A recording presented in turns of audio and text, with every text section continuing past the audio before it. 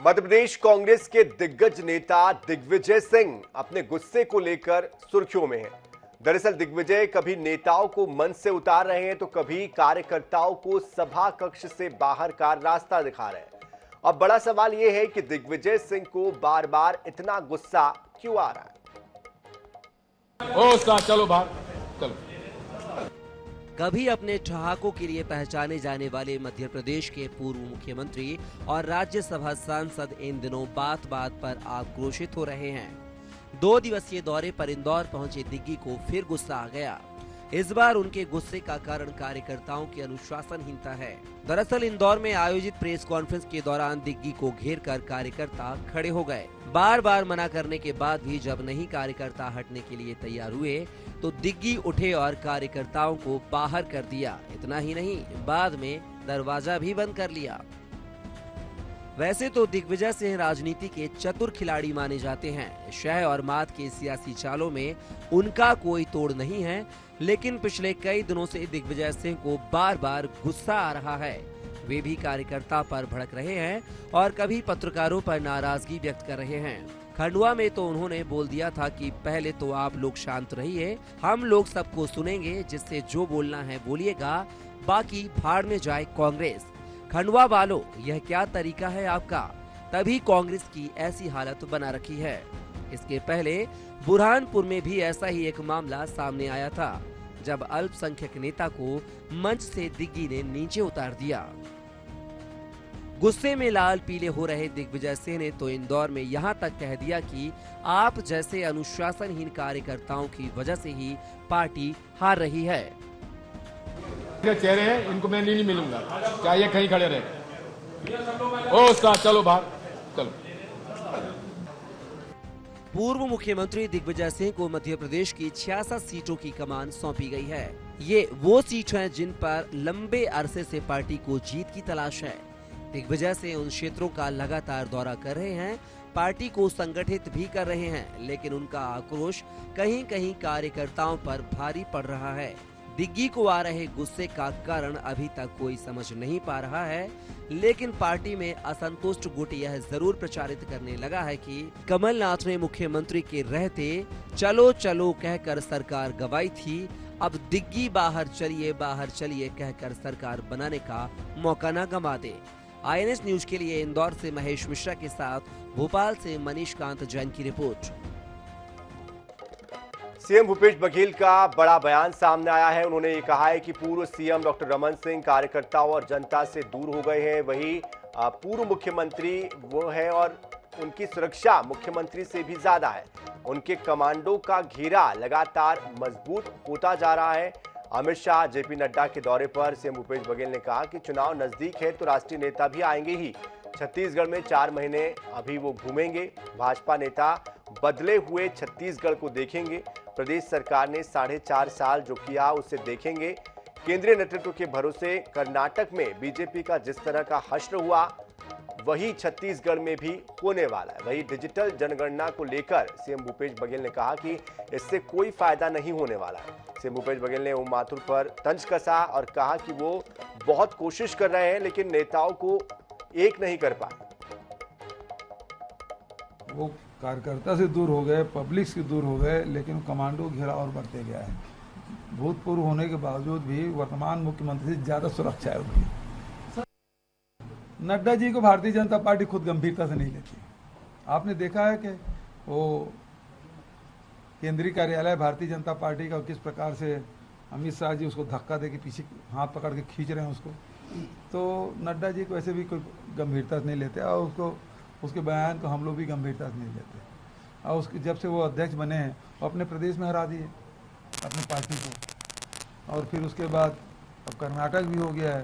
तो लगातार नड्डा जी, अब उसको चुना कौन है ये आज तक नहीं पता चला, दूसरा कार्यकाल, तो उसके बाद कौन गंभीरता से।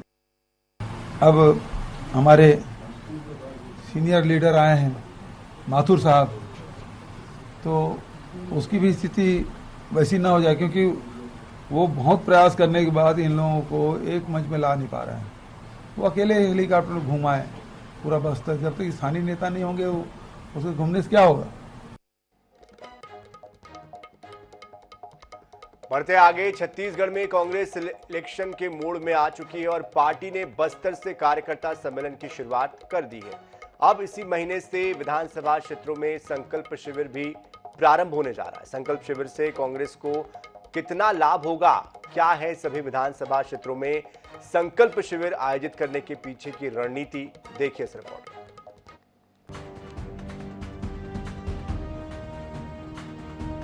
छत्तीसगढ़ की सत्ता में वापसी के लिए कांग्रेस ने साल 2018 में सभी विधानसभा क्षेत्रों में संकल्प शिविरों का आयोजन किया। इसमें कार्यकर्ताओं को पार्टी की रीति नीति से लेकर बूथ मैनेजमेंट का प्रशिक्षण तो दिया ही गया, साथ ही चुनाव के दावेदारों से ये संकल्प भी कराया गया कि वो किसी भी स्थिति में भीतरघात ना करे, पार्टी जिसे टिकट देगी उसके पक्ष में काम करेंगे। कांग्रेस को इन शिविरों का लाभ भी मिला। 2018 में पहली बार प्रत्याशी के साथ पूरा संगठन चुनाव लड़ता नजर आया, बम्पर जीत भी मिली। इस बार भी कांग्रेस संकल्प शिविर के इसी फॉर्मूले को अपनाने जा रही है। बस्तर के बाद 7 जून को बिलासपुर और 8 जून को दुर्ग में सम्मेलन होने जा रहा है, जबकि रायपुर और सरगुजा का सम्मेलन 16 और 17 जून को प्रस्तावित है। इसके बाद इसी महीने से संभागीय सम्मेलनों की शुरुआत होगी। माना जा रहा है कि इन सम्मेलनों के माध्यम से कार्यकर्ताओं को प्रशिक्षण तो मिलेगा ही, उन्हें एकजुटता की नसीहत भी दी जाएगी। इस बार कार्यकर्ताओं को सरकार के कामों को जनता तक पहुंचाने का टास्क भी मिलेगा। हालांकि भाजपा अब कांग्रेस के संकल्प शिविर पर तंज कसती नजर आ रही है। भाजपा सांसद सुनील सोनी कहते हैं कि कांग्रेस के प्रशिक्षण में पार्टी को मजबूत करना नहीं, भ्रष्टाचार और लूट करना सिखाया जाता है। संभागीय सम्मेलन 5 संभाग में करने जा रहे हैं, जिसमें बस्तर संभाग का हो गया है, बिलासपुर संभाग का 7 तारीख को है, दुर्ग संभाग का 8 तारीख को है। संभागीय सम्मेलन के माध्यम से हमारे कार्यकर्ताओं को रिचार्ज करने का प्रयास कर रहे हैं। उसके बाद हम लोग संभागीय सम्मेलन के बाद विधानसभा स्तर पर प्रशिक्षण और संकल्प शिविर हम लोग करेंगे। तब चुनावी मोड में आ गए हैं और हमें लगता है हमारे कार्यकर्ता पूरे जुट गए हैं और हमें लगता है 2023 में फिर से छत्तीसगढ़ में कांग्रेस सरकार बने, इसके लिए हम लोग संगठन स्तर पर पूरी तन मन से लग गए हैं। अरे अभी तो गोठान का प्रशिक्षण दिया, राजीव मितान के नाम पर पैसा खा गए।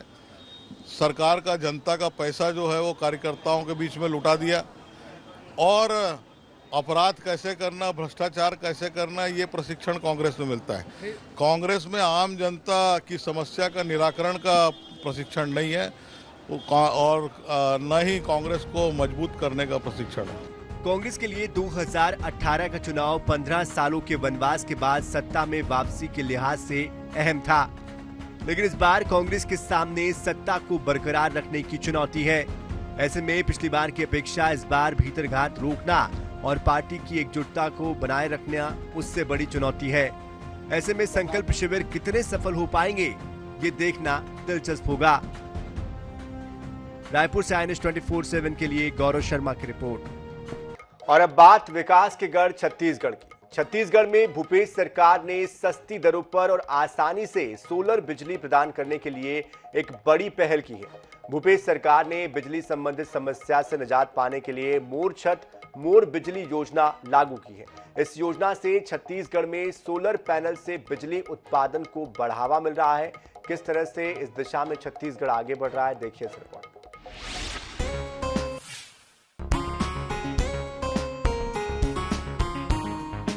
भूपेश सरकार की इस सराहनीय योजना के तहत आपके घर की बिजली खपत की क्षमता के अनुसार आपके घर में सोलर संयंत्र स्थापित किया जाता है। छत्तीसगढ़ में लगभग 300 लोग इसका लाभ ले रहे हैं, जिससे 56 मेगावाट बिजली उत्पन्न हो रही है। घरों में आवश्यकता अनुसार 2 से लेकर 5 किलोवाट तक के संयंत्र लगते हैं। ये संयंत्र सीधे मेन ग्रिड से जुड़े होते हैं। सोलर पैनल से घर में उपयोग के पश्चात बची बिजली सीधे मेन ग्रिड में चली जाती है।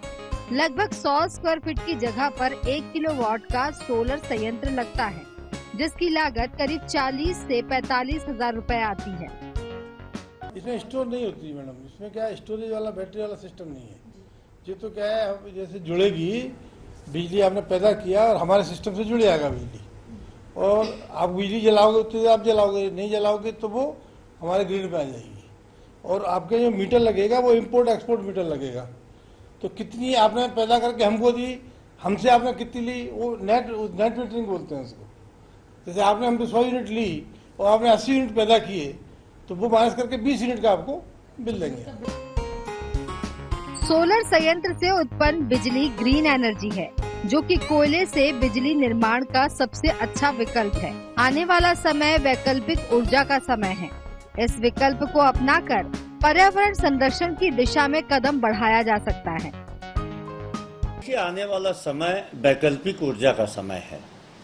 कोयले से उत्पादन, विद्युत उत्पादन का एक समय है, कोयले का भंडारण की एक सीमा है, लेकिन सूर्य हमारे पास में एक ऐसी चीज है जिसकी ऊर्जा अक्षय है। तो यदि हम वैकल्पिक ऊर्जा के स्रोत के रूप में सूर्य की ऊर्जा को, सौर ऊर्जा को यदि विद्युत के रूप में कन्वर्ट करके उसका उपयोग करेंगे, तो यह इसके उत्पादन की खर्च में भी कमी आएगी और इससे पर्यावरण के लिए भी बेहतरीन है, और साथ ही जो हमारा प्राकृतिक भंडारण है कोयले का भी उपयोग कम होगा। रायपुर नगर निगम भी मोर छत मोर बिजली योजना का लाभ ले रहा है। लगभग 3 फ्लोर में इसकी ऊर्जा दौड़ रही है और साथ ही साथ अधीक्षण अभियंता राजेश कुमार शर्मा ने बताया कि प्रदूषण से भी राहत मिली है। डेली जो है हमको जो है इसमें जो 2-3 फ्लोर जो है अपने ग्राउंड फ्लोर, फर्स्ट फ्लोर और स्टॉप फ्लोर में जो है इसका जो है लाभ हमको मिलता है। मतलब जब लाइट गुल होती है ना, या जब लाइट गुल होती है या बाकी समय में भी जो है हमको जो ऊर्जा जो मिलती है उसी से मिलती है, बैकअप मिलती है। प्रदेश के मुखिया भूपेश कक्का की दूरदर्शिता का ही परिणाम है कि आज छत्तीसगढ़ भविष्य की तैयारी कर रहा है। बिजली के निर्माण के विकल्प के रूप में मोर छत मोर बिजली योजना भूपेश सरकार का एक सार्थक कदम है। INH news bureau.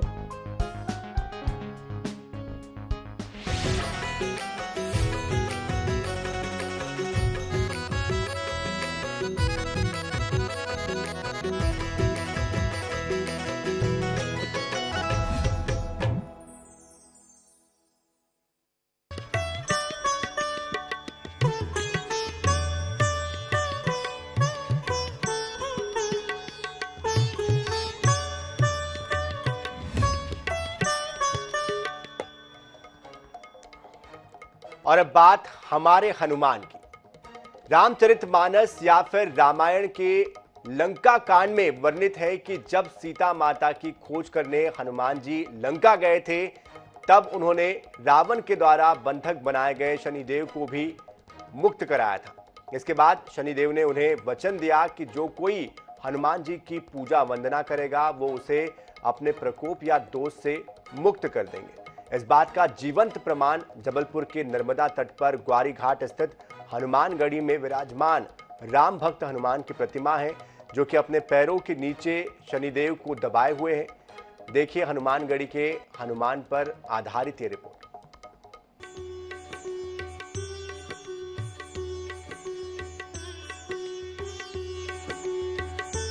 ये तो हनुमान जी के अनेक मंदिर हैं, लेकिन जबलपुर खारी घाट पर स्थित प्रतिमा खास पहचान से प्रतिष्ठित है। इतिहासकारों की बात माने तो ये प्रतिमा करीब 600 साल पुरानी है। प्रतिमा पर कटावदार रोए बने हुए हैं, जो पवन पुत्र के भीगे हुए बालों को दर्शाते हैं। प्रतिमा में अंजनी नंदन शनिदेव को पैरों के नीचे दबाए हुए हैं। प्रतिमा बिल्कुल जीवंत प्रतीत होती है। अखंड रामायण पाठ के दौरान मंदिर स्थल का वातावरण बिल्कुल बदल जाता है। इस मंदिर के बारे में ये भी कहा जाता है कि किसी ज्योतिष से कम नहीं है। केवल यहाँ आने से लोगों के दोष समाप्त हो जाते हैं और उनकी कुंडली में ग्रहों का अनुकूल प्रभाव होने लगता है। ये सुबह ब्रह्म मुहूर्त में इनका स्नान होता है और शनिवार और मंगलवार की रात, अब जब हम लोग यहाँ पर चोला वगैरह चढ़ाते हैं, चोला बंधन करते हैं, तो जो फर्श है ना वो गीला महसूस होता है। तो ब्रह्म मुहूर्त में स्नान का मतलब होता है 2-2:30 बजे के लगभग सुबह। मालूम हुआ कि ये बप्पा स्नान करके यहाँ पर आते हैं। नागपुर के लोगों को रुकना यहाँ होता था। उस समय ना तो कोई पुल था, ना कोई ऐसी व्यवस्थाएं थी। नागपुर के लोगों ने तय किया कि इनको अपन नागपुर ले जाते हैं। तो उन लोगों ने 25, 30, 40 आदमियों ने होकर हनुमान जी को उठाने की कोशिश किया, पर मूर्ति को उठा नहीं पाए। तब यहाँ के लोगों ने तय किया कि भगवान जी को बजरंगबली को यहीं पर स्थापना किया जाए। तब से यहाँ पर दक्षिण मुखी भगवान हनुमान जी का स्थापना हुई, पूरे देश में जाना जाता है। ऐसी मान्यता है कि वीर हनुमान स्वयं मंदिर स्थल पर फेरा लगाने के लिए आते हैं। ग्वारी घाट पर पीपल के वृक्ष के नीचे आकर खड़े हो गए। प्रतिमा की जीवंतता अब भी लोगों के अविश्वास को विश्वास में बदल देती है। नर्मदा तीर्थ ग्वारी घाट के समीप खारी घाट में हनुमान जी की प्रतिमा पर बालों के रोए अब भी ऐसे दिखते हैं मानो वे नर्मदा में नहाकर निकले हों। मान्यता है कि प्रतिमा स्थल पर अभी हनुमान जी फेरा लगाने आते हैं। प्रतापी और बहुत ही सिद्ध मंदिर है ये हनुमान जी का। यहाँ शहर के लगभग लाखों लोग आके यहाँ दर्शन करके अपनी मनोकामना पूर्ण करते हैं। ये यहाँ पे शनिदेव का घमंड तोड़ा था अपने हनुमान जी ने, उनके पैरों के नीचे दबे हुए हैं और यहाँ हर मनोकामना पूरी होती है, बिना मांगे पूरी होती है। मंदिर के विषय में बहुत ज़्यादा सुना हुआ था, काफ़ी सिद्ध मंदिर है और बहुत पुराना मंदिर है और यहाँ पे सबकी मनोकामनाएं पूर्ण होती है। प्राचीन दक्षिण मुखी सिद्ध हनुमान मंदिर हनुमानगढ़ी ग्वारी घाट का इतिहास सैकड़ों वर्ष पुराना है। हनुमान जी का मुख दक्षिण की ओर होने के कारण इन्हें दक्षिण मुखी हनुमान कहा जाता है। ऐसी मान्यता है कि दक्षिण मुखी हनुमान तत्काल फल देते हैं। इस मंदिर में स्थापित प्रतिमा को दक्षिण भारत के परिक्रमा वासियों ने खोजा था। जब मूर्ति नहीं उठी तो वहीं पर इसे स्थापित कर दिया गया। इस दक्षिण मुखी हनुमान मंदिर के कारण संस्कारधानी को धर्मधानी के नाम से भी जाना जाता है। जबलपुर से NS 24/7 के लिए फतेह सिंह की रिपोर्ट।